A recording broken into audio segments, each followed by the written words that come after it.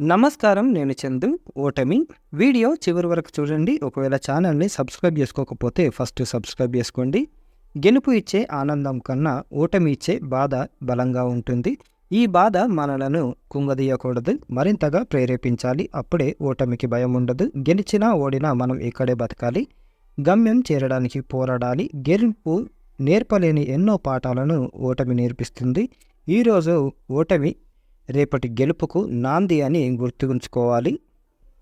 అది ఏ రంగమైనా ఎవరినైనా ఓటమి అనేది తీవ్రంగా బాధిస్తుంది. ఆ ఓటమికి బాధ్యత తీసుకునే వారిని అది మరీ పీడిస్తుంది. నాకు తెలిసి ఓటమి అనేది నల్లగా, చిక్కగా, చీకటిలాగా ఉంటుంది. అందుకని అది మనిషిని చీకటి చాటుకు నెట్టివేస్తుంది. జీవితంలో బహుశా ప్రతిదానికి ఎక్కువ హోప్ పెట్టుకొని అది నెరవేరకపోతే వచ్చే ఓటమిని మనిషి గుండె తట్టుకోలేదేమో. అందుకనే గుండె రక్తాన్ని పిండేసి దానిని కన్నీళ్ల కింద మార్చి కంటికి రెప్పల ద్వారా నేలపై పడేటట్లు చేస్తుంది.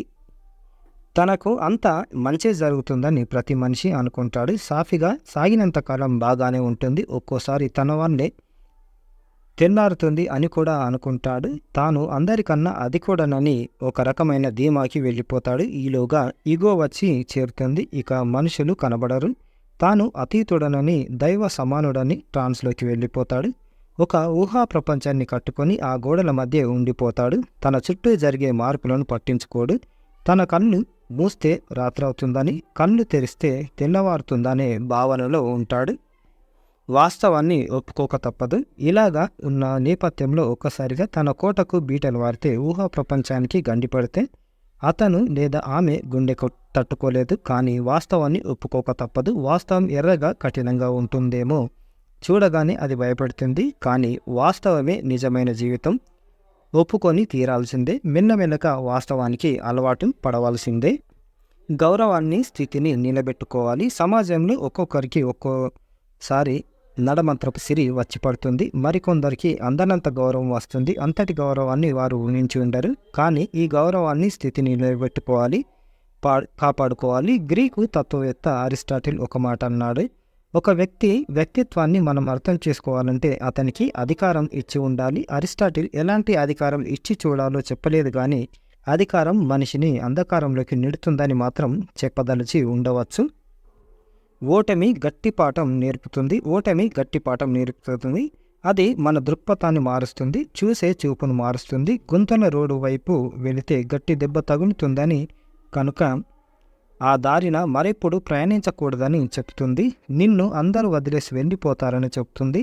నీవు మరింత బలోపేతుడై లేచి నిలబడతావని చెప్తుంది. నీవు రెండింతల మనిషివి అవుతావని గట్టిగా చెవిలో చెప్పి వెళ్తుంది. సాధారణంగా ఓటమికి వారసులు కావాలని ఎవరు అనుకోరు.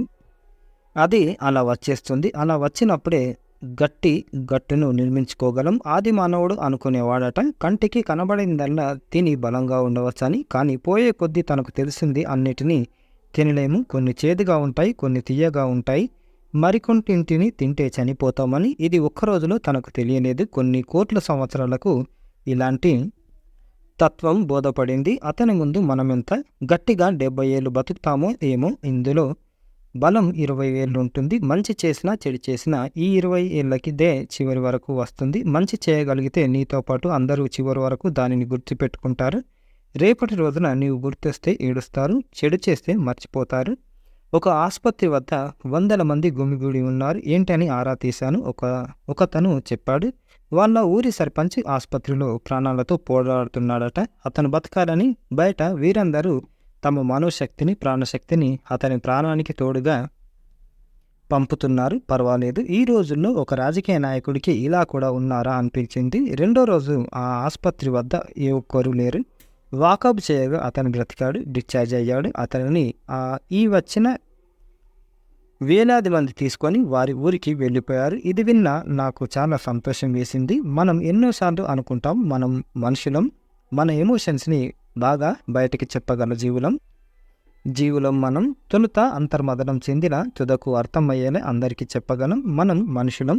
ఓటమి, కష్టాలు వచ్చినప్పుడు ఏడుస్తాం, దుఃఖాలు, సంతోషాలు వచ్చినప్పుడు గంతులేస్తాం. కానీ రెండింటికి ఒకేలా ఉండమంటారు చాలామంది. కానీ అది మన వల్ల కాదు.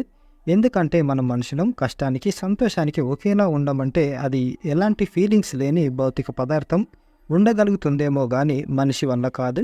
కాలం గాయాలను మాన్పుతుంది. ఈరోజు బాధ రేపటికి పలచబడుతుంది, 2 రోజులకి పాతబడుతుంది, మరికొన్ని రోజులకి మర్చిపోతాం. ఇది మన ప్రమేయం లేకుండానే సహజంగా జరిగే ప్రక్రియ. దీనికి యోగాలు, ధ్యానాలు అవసరం లేదు. కాలం గడిచిపోతూ ఉంటే చాలును. మనుషులు చాలా విషయాలను త్వరగా మర్చిపోతారు. ఉదాహరణకు ఈరోజు మధ్యాహ్నం ఏం కూర వేసుకొని భోజనం చేశారని సాయంత్రం 5ంటికి అడిగితే గట్టిగా చెప్పలేరు, కానీ కొన్ని విషయాలను బలంగా గుర్తుంచుకుంటారు. ఎంతగా అంటే అది గుర్తొచ్చినప్పుడల్లా ప్రాణంలో కలుక్కుమంటుంది. మన జీవితంలో ఓటమి కూడా అలాంటిదే. ఇప్పుడు బతికి ఉండి జీవితంలో బాగా హైట్స్లో ఉన్నవారు కూడా ఖచ్చితంగా ఓటమి, అవమానం పొంది ఉంటారు. మాటలు పడి ఉంటారు. తదుపరి గుండె చిక్కబడిపోయి చిక్కపట్టుకొని తమాయించుకొని ఎదిగారు. గమ్యం చేరే వరకు పోరాడాలి. జీవితం గెలిచాం కదా ఇక ఆగిపోదాం అని ఉండదు.